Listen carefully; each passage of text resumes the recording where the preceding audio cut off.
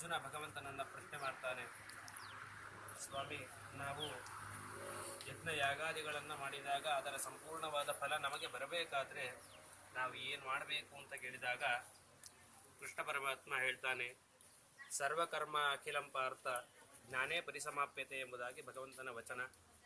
ಅರ್ಜುನ, ಎಲ್ಲ ರೀತಿಯ ಯಜ್ಞ ಯಾಗಾದಿಗಳನ್ನು ಮಾಡಿದಾಗ ಅದರ ಮಹಿಮೆಯನ್ನು, ಅದರ ಮಹತ್ವವನ್ನು ತಿಳಿದಾಗ ಮಾತ್ರ ನಮಗೆ ಅದರ ಸಂಪೂರ್ಣ ಫಲ ಸಿಗಲಿಕ್ಕೆ ಸಾಧ್ಯ ಎಂಬುವ ಮಾತನ್ನು ಎರಡು ವಿಷಯಗಳನ್ನು ತಿಳಿಯಲು ಪ್ರಯತ್ನ ಮಾಡೋಣ. ಮೊದಲಿಗೆ ಧಾತ್ರಿ ವೃಕ್ಷ ಹೇಗೆ ಬಂತು ಅನ್ನೋದರ ಬಗ್ಗೆ ತಿಳಿದುಕೊಳ್ಳೋಣ.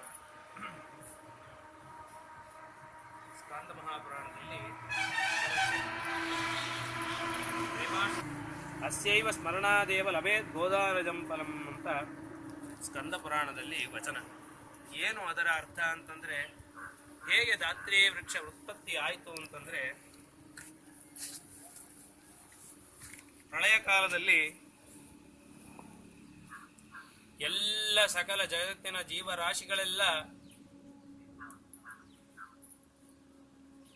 ಮುಳುಗಿ, ಸಕಲ ಜೀವರಾಶಿಗಳೆಲ್ಲ ಮುಳುಗಿದ್ದಾರೆ, ಇಡೀ ಜಗತ್ತು ಮುಳುಗಿದೆ.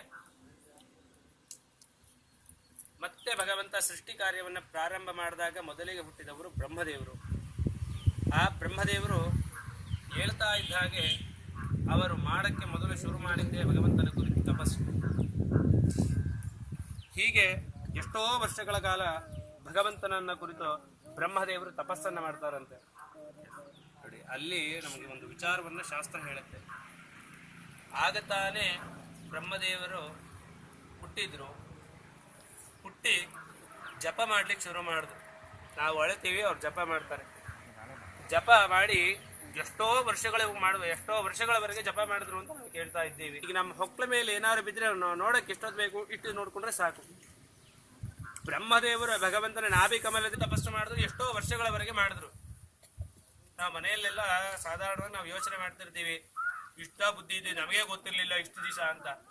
ಹತ್ರ ಇರೋ ನಮಗೆ ಕಾಣಲ್ಲ ಹೇಗಿರ್ತಾರೆ, ಅವ್ರು ಹೇಗ್ ಮಾಡ್ತಾರೆ ಅಂತ. ಹಾಗಿರ್ಬೇಕಾದ್ರೆ ಇನ್ನ ಭಗವಂತನನ್ನ ದರ್ಶನ ಮಾಡೋದು ಅಷ್ಟು ಸುಲಭ ಅಲ್ಲ ಅಂತ ಹೇಳುವಂತಹ ವಿಚಾರವನ್ನ ಬ್ರಹ್ಮದೇವರು ನಮಗೆ ತಿಳಿಸ್ಕೊಡ್ತಾರೆ. ತತ್ರಾಪಿ ಬ್ರಹ್ಮದೇವರು ಭಗವಂತನಿಗೆ ಮಗ ಏನು ಅನ್ಕೊಂಡ್ರು ಅಪ್ಪನ ಹತ್ರ ಹೋಗ್ಬೋದು, ಯಾವಾಗ ನೋಡ್ಬೇಕಂತಂದ್ರು ಹೋಗ್ಬೋದು. ಆದ್ರೂ ಬ್ರಹ್ಮದೇವರು ಅಲ್ಲಿ ಜಗತ್ತಿಗೆ ಒಂದು ನಿಯಮವನ್ನ ಇಟ್ರು, ನೀವೇನು ಹುಟ್ಟಿದ ತಕ್ಷಣ ಮಾಡೋದಕ್ಕಾಗಲ್ಲ, ತಪಸ್ಸು ಮಾಡಿದ ತಕ್ಷಣ ಭಗವಂತ ನಿಮಗೆ ಸಿಗಲ್ಲ. ಅದಕ್ಕೆ ಎಷ್ಟೋ ಲಕ್ಷ ಜನ್ಮಗಳ ತಪಸ್ಸು ಬೇಕು.